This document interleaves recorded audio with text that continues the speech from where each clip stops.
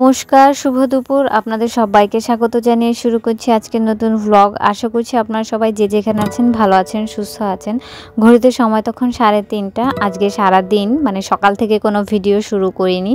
দুপুরবেলায় এই ঝাড়ু দিতে এসে মনে হলো একটু ভিডিও করি, আর ভিডিও করতে শুরু করেছি আর অমনি একটা ঝড়ো হাওয়া বইতে শুরু করলো। আর এই মাত্র শ্যাম্পু করে এসেছি। শ্যাম্পু করে এসে দেখি মা একটা ঝাড়ু বানিয়েছে। ঝাড়ুর ডাঁটাটা দেখতে পাচ্ছেন কত বড়। তো মা এই ঝাড়ুটা দিয়ে ঝাড়ু দিচ্ছিল। তো মায়ের থেকে ঝাড়ুটা মোটামুটি কেড়েই নিয়েছি আমি। নিয়ে আমার এত ইচ্ছে করছিল এই ঝাড়ুটা দিয়ে ঝাড়ু দিতে। ওই যে রাস্তায় যারা ঝাড়ু দেয় না, এরকম বড় বড় ডাঁটা থাকে, তো সেই জন্য আমার ইচ্ছে করলো যে একটুখানি ঝাড়ু দেই। আর ঝাড়ুটা দিয়ে ঝাড়ু দিতে বেশ আরামও লাগছিল। কিন্তু ঝাড়ু দিতে দিতে মানে মানে পুরো উঠোন আমাদের ঝাড়ু দেওয়া হয়নি, তার মধ্যেই শুরু হয়েছিল এত ঝড়ো হাওয়া, কি বলবো। পুরো উঠানটাই আবার একদম লতা পাতা দিয়ে ভর্তি হয়ে গেছিল। আমি ঝাড়ু দিচ্ছিলাম আর এমন ঝড় এলো, গাছ ভাঙে পড়ে গেছে। ও মাই গুডনেস, গাছও পড়ে গেছে, জামা কাপড় হেলে। এমন বাতাস একটা এলো, মানে ঝাড় দিচ্ছিলাম উপর থেকে এই গাছটাই পড়ে গেছে। ভাবা যায়? ও মাই গুডনেস, এটা কি করলো আমার ঝড় বৃষ্টিতে। বাপরে, ওইদিকে দেখলে বোঝা যাচ্ছে কি পরিমাণ ঝড় যে হচ্ছে। আর এই যে একটুখানি ঝাড় দিলাম আর একদম গাছই পড়ে গেছে, এত জোর ঝড়। চুলো করেছি শ্যাম্পু করে স্নান করে দেখলাম যে মা ওই ঝাড়ুটা, যে সুন্দর একটা ঝাড়ু বানিয়েছে, সেই ঝাড়ু দিয়ে ঝাড়ু করতে এলাম। আর এসে এমন ঝড়ো হাওয়া দিল যে ঝাড়ু করার সঙ্গে সঙ্গে আবার নোংরা হয়ে গেছে। তো এখন আর ঝাড়ু দেবো না, এখন খেতে যাব। খিদেও পাচ্ছে, আবার খাওয়ার রুচিও নেই, একদম কেমন জানি জ্বর শরীরটা। তো এখন খেতেই চলে যাই। কি করবো, এই মানে বাতাসের মধ্যে ঝাড়ু দিয়ে তো লাভ নেই। যতটুকু ঝাড়ু দিচ্ছি আবার ময়লা সেই চলেই আসছে। সবাই এখানে ঝড় দেখতে এসেছে, আর এত ধুলো উঠছে, মাথায় কাপড় দিয়ে নিয়েছে। আর আমি তো শ্যাম্পু করেছি, তাই রাজা রামমোহন রায় সেজে গেছি। হাওয়াতে গাছের পাতা অবধি এই যে ঘরের ভিতরে ঢুকে গেছে, এত জোরে হাওয়া দিয়েছে যে পুরো বালি বালি হয়ে গেছে। কিছুক্ষণ আগে মাত্র ঝাড়ু দিয়ে পরিষ্কার করা হলো। দেখি কি কি রান্না করেছে আজকে। এটাতে তো আছে ভাত, এখানে আছে চচ্চড়ি, ডাটা আর ধুন্দুলি দিয়ে চচ্চড়ি। এটা বাবার তরকারি, লাউ দিয়ে, চিংড়ি মাছ দিয়ে, ছোট চিংড়ি মাছ দিয়ে। এখানে বাবার জন্য এটা যেন কি তরকারি, ছোট মাছের চচ্চড়ি আর কি। এখানে আছে আমাদের জন্য ইলিশ মাছ ভাজা, আর একটা এটা আমার জন্য। এখানেও ধুলো চলে এসছে, এমন বাতাস বইলো আর ধুলোবালি সব চলে এসছে। এটা আমার জন্য কালো জিরা বাটা।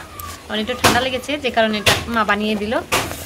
এটা বাবা আটকাতেই পারছি না। তো এখন ভাবছি খেয়ে নেবো আগে। পুরো ঘরটা বালি বালি হয়ে গেল ঝড়ো হাওয়াতে, একদম বাহিরে যত ধুলোবালি আছে সব চলে এসেছে ঘরের ভেতরে। আমি খাবার নিয়ে ঘরে চলে এসেছি, কারণ বাহিরে এখনো বাতাস বইছে আর বাতাসের সঙ্গে একদম ধুলো বালি সব উড়ে আসছে। সেজন্য আমি ঘরে দরজা বন্ধ করে একা একা বসে বসে খাচ্ছিলাম, কারণ বাকি সবারই খাওয়া হয়ে গেছিল। ওরে বাপরে, ভালো ঝড় হয়েছে তো। গাছপালা অনেক ভেঙে গেছে আমাদের। বোনা যাচ্ছিল পড়াতে, তো বোনাকে ডেকে নিয়ে আসলাম। আমাদের নাকি পেঁপে গাছ ভেঙে গেছে ঝড়ে, তো পেঁপে পড়ে গেছে, এখান থেকে জানিয়ে গেল, সেটাই দেখতে এসছি। ভালো ঠান্ডা হয়ে গেছে এই দুদিন না তো কদিন কি গরম পড়েছিল, তাই না? এই তো অবস্থা, একদম গাছ পড়ে গাছের পেঁপেগুলো ওরে বাবারে সব ছড়িয়ে ছিটিয়ে পড়লো কেমন রে।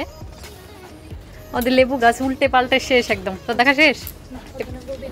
ও বলতে পারিস না, এই লেবু গাছটা এইরকম ছিল, কি অবস্থা হয়ে গেছে। আর কোথায় আছে, আর কি পড়লো রে? কেমন পরিষ্কার হয়ে আছে। না, এই পেঁপে গাছ পড়েনি তো, ওই একটাই পড়েছে। এখান থেকে আমরা গাছের ডালও ভেঙে পড়েছে। এই যে এই ডালটাই তো মানে ওই আগুনে নিয়ে দিয়ে দিল না, দেখ কি আগুনেতে, দেখ এখানে আগুন জ্বালানো হয়েছে, সেই আগুনেতে এই যে এখানে আরেকটা ডাল পড়েছে ভেঙে, দেখ এই যে এই ডালটাও ভেঙে পড়েছে। এইটা বাসক পাতা গাছটাও কি ভাঙ্গা পড়ছে। অনেকগুলো গাছ, এই গাছটা ঠিক আছে। এখন আর নিতে পারবো না পেঁপেগুলো, মা পরে এসে নিয়ে নেবে। কিন্তু আমাদের ড্রাগন গাছে কিছু হয়নি। এই যে ড্রাগন গাছ, টিংটিংয়ের ড্রাগন গাছ ঝুলছে। এই যে এই অবস্থা হয়েছে রাস্তাঘাটের। এই আমাদের কাঁঠাল গাছটাও ভেঙে পড়েছে, একটা ডাল ভেঙেছে, এইখানে কত কিছু, কোথা থেকে শুকনো ডালগুলো কোথায় ছিল কে জানে। হ্যাঁ, ডালপালাগুলো ভেঙেছে কোন গাছ থেকে? হ্যাঁ নিয়ে যা যা যা যা যা। ও বাবা, এই গাছের মাথায় তো ভেঙে পড়ে গেছে। তো বোনা চলে যাচ্ছে, টাটা, তাড়াতাড়ি আসিস। হ্যাঁ, আসার সময় আমাকে ফোন করবি, তারপর আমরা বাজারে যাব। হ্যাঁ ঠিক আছে। গাছে জল একা একা দিব কেমনে? ওমা না, তুই আসলেই দেবো। দেখে চলে এলাম। এই দুদিন যা গরম পড়েছিল, আজকে একদম একেবারে ঠান্ডা ঠান্ডা হয়ে গেছে ওয়েদার। দরজাটা আটকে দি।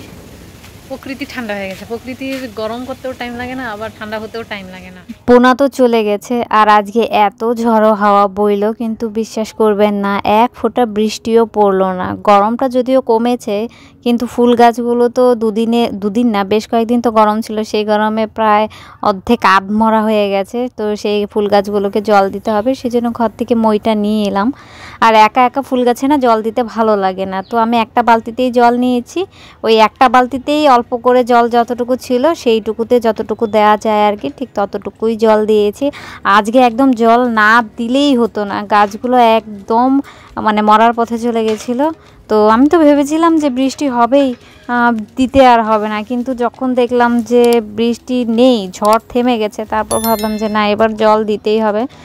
পরে একা একাই জল দিয়ে দিলাম। আর এখন তো বেলা অনেক তাড়াতাড়ি মানে শেষ হয়ে যায়। তারপর জল দেওয়ার পর আমি বোনার জন্য ওয়েট করছিলাম। আর দেখেছেন বেলা এখন তখন কটা বাজে, 5টা মতো, আর কি অন্ধকার হয়েছিল। আর পুষ্পি, আমি, সুবর্ণী সবাই মিলে ওয়েট করছিলাম মিতু আসার জন্য।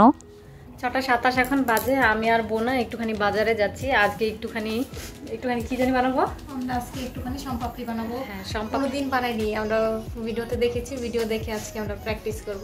তার জন্য এখানে দেখেছি বেসন লাগে, এখন আমাদের ঘরে বেসন নেই, এখন আমাদেরকে বেসন আনতে যেতে হবে।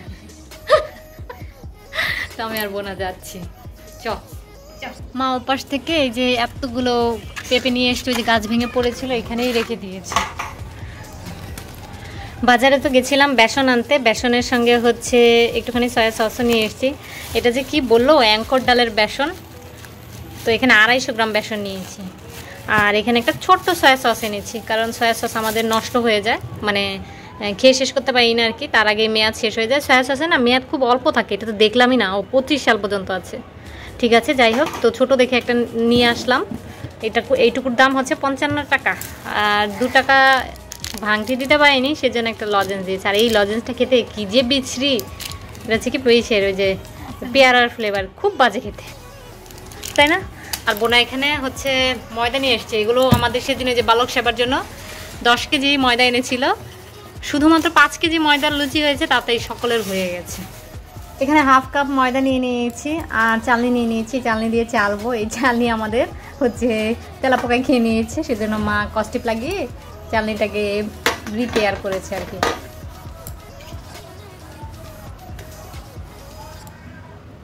এরপরে এখানে হাফ কাপ মতো বেসন নিয়ে নিয়েছি। এখানে বুটের এই ছোলার যে ডাল হয়, সেই ডালের বেসন নিলে ভালো হয়, কিন্তু আমরা তো দোকানে পাইনি, তাই অ্যাঙ্কর ডালের বেসনই দিচ্ছি। হাফ কাপ দিতে হবে আর কি। ময়দা আর বেসন একসঙ্গে নিয়ে ভালো মতো চেলে নিতে হবে, যাতে করে কোনো লাম্পস না থাকে। তো শেষে পরে কতগুলো গুঁড়ো গুঁড়ো মতো বেরিয়েছিল, সেগুলো আমি ফেলে দিয়েছি। তারপর আমি একটা ফ্রাই প্যান দিয়েছি। এখানে ঘি দিলে ভালো হতো, কিন্তু ঘি যেহেতু আমি খাই না, সেজন্য এখানে সয়াবিন তেল দিয়েছি। কিন্তু সয়াবিন তেল দেওয়ার পরেও সুন্দর একটা স্মেল বেরিয়েছিল, হুইচ ইজ ভেরি গুড।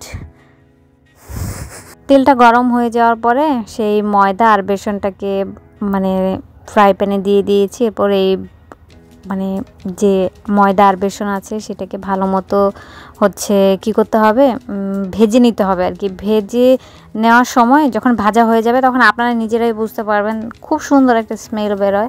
তো ঘি দিলে তো আরও বেশি ভালো হতো। তো আপনারা যদি চেষ্টা করেন তাহলে ঘি দিয়েই চেষ্টা করবেন।